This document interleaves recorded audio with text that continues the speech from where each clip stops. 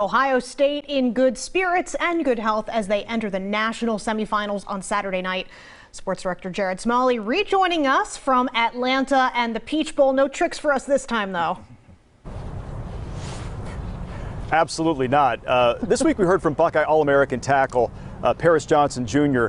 with a very simple statement about the process for this game. He said, we have to be more physical than Georgia. It is that simple. We have to win the game up front. It is a simple concept.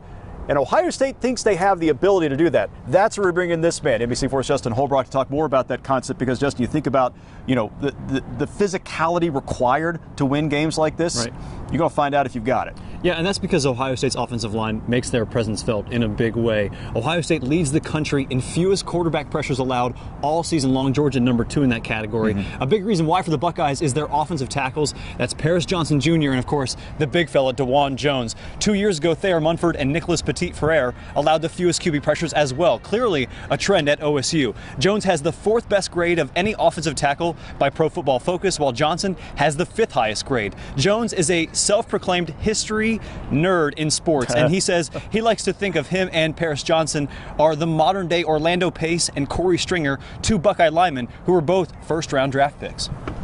I feel like we built a big bond from him playing guard to now playing tackle, so we just take each other's pieces from each other's work and we put them in our own craft. We pride ourselves on keeping CJ clean. We kind of like him a little bit, so we kind of don't want to give him a hit sometimes and let him step up in the pocket and make throws and make accurate throws. So for us, we know how good he can be when he isn't touched and doesn't have pressure on his face. Yeah, Jalen Carter, though, is a different kind of animal.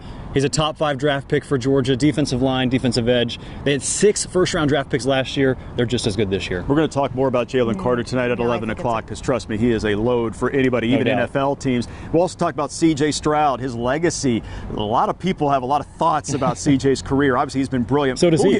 He does, and we'll get into that a little bit ahead here live from Atlanta at 6. All right, we'll see you in just a bit. Thank you much.